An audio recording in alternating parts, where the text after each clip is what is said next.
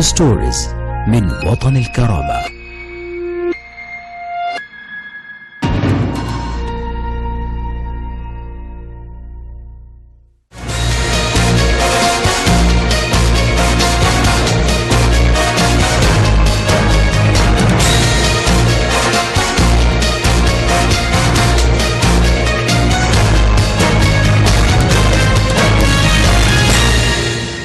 Hello, welcome to Watan Karama News Channel. It is 9 p.m. our time for top stories and we start with the latest developments in Libya.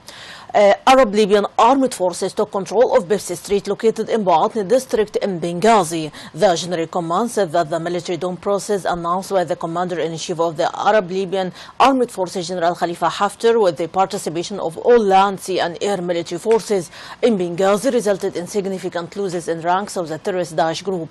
The General Command also noted that the Air Force launched intensive airstrikes on communities and positions of terrorist groups in Sidi Faraj and Boatni districts and with participation of distinguished pilots who were receiving training abroad.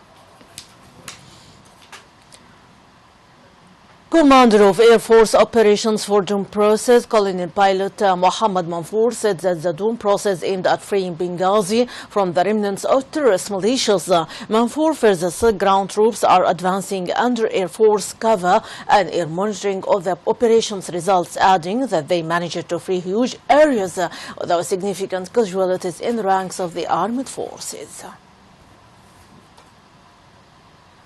A source said that the UN envoy to Libya, Bernardino Leon, left in a state of tension following insistence of the outgoing Congress on the amendment of the agreement which was signed in Sikhirat by all dialogue parties.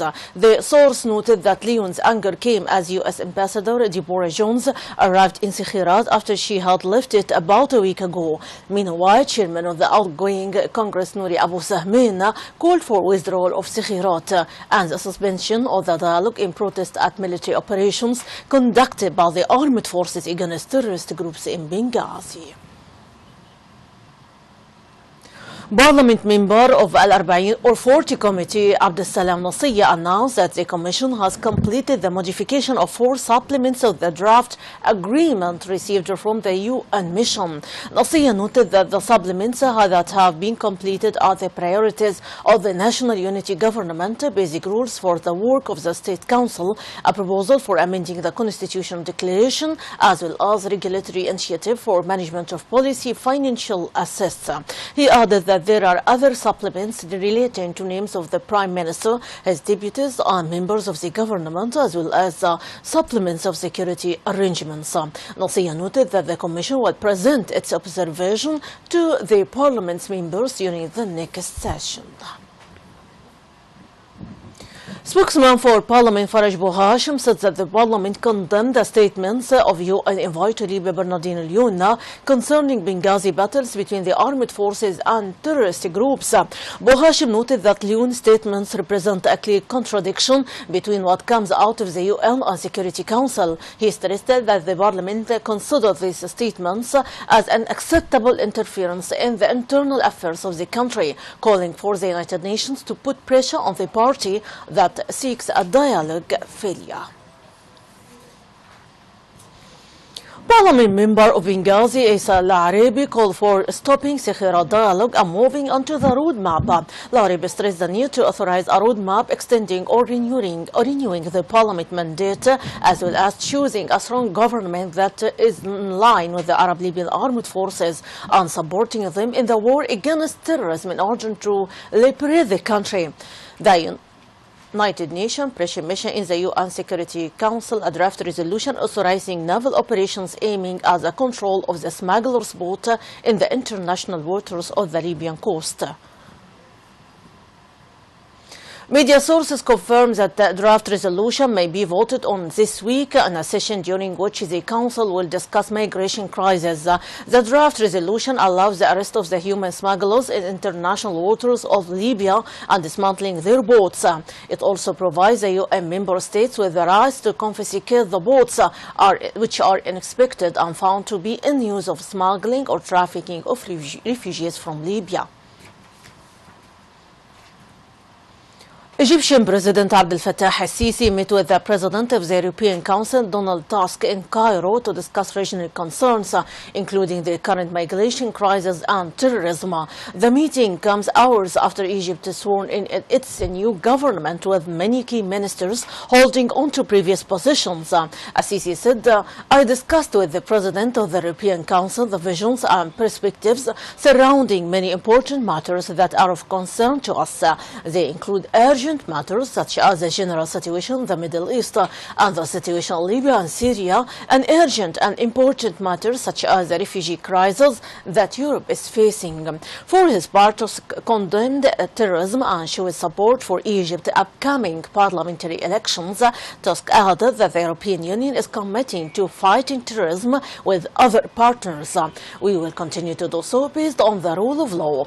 Moreover, Tusk had summoned EU leaders to an extraordinary summit next Wednesday in September 23 to tackle the migration crisis. Now I will transfer to Yemen. Saudi coalition jets struck military targets in the Yemeni capital today. Residents said they'd caused damage to a military base as well as to military vehicles. Residents said smoke could be seen rising from Madrasat al-Haras district north of the capital, where several military bases and academies are based. A coalition of Sunni Gulf Arab states began airstrikes against the Houthis and allied forces in late March after they pushed from their northern stronghold towards the southern port city of Aden. In recent weeks, coalition air raids have intensified as a Gulf Arab ground force and fighters loyal to exiled President Abdurrabbu Mansour Hadi prepare a campaign to recapture Sana'a, seized by Houthi fighters in September 2014. The coalition sees the Houthis as proxies for Iran, which it accuses of trying to expand its influence into Saudi Arabia's Arab neighbors. Key Syrian refugees. German Foreign Minister Frank-Walter Steinmeier met U.S. Secretary of State John Kerry today in Berlin to discuss the situation in Syria and handling of the refugees crisis, according to Berlin's foreign ministry. More than 20,000 migrants, many of them refugees from the Syrian war, have taken to Croatia since Tuesday, when Hungary used a metal fence, tear gas and water cannon on its southern border with Serbia to bar their routes into the European Union. EU, deeply divided, are due to meet on Wednesday in a fresh attempt to agree on how and where to distribute 160,000 refugees among their countries. The vast majority of refugees want to reach Germany, which has said it expects received 800,000 asylum seekers this year.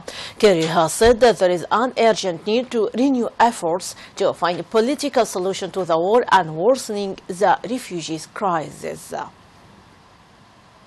And now we transfer to Constitution in Nepal today. Nepal adopted its first democratic constitution today in a largely peaceful event, a historic step for a nation that has seen war, a palace massacre, and devastating earthquake since a campaign to create a modern state began more than 65 years ago.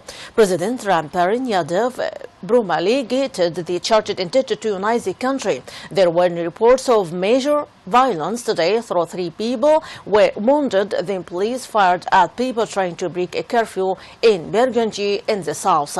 In the capital Kathmandu, a crowd of more than 2,000 people cheered and took pictures of the Constituent Assembly building decked out in red and blue Nepali flag. The government says an imperfect document is better than nothing, and the constitution can be amended to reflect the aspirations of the dissenting groups. And finally, from Greece, voting in Greece general elections ended today with an exit poll showing the leftist Syriza party of Alex Tsipras ahead of its mayor rival conservative New Democracy.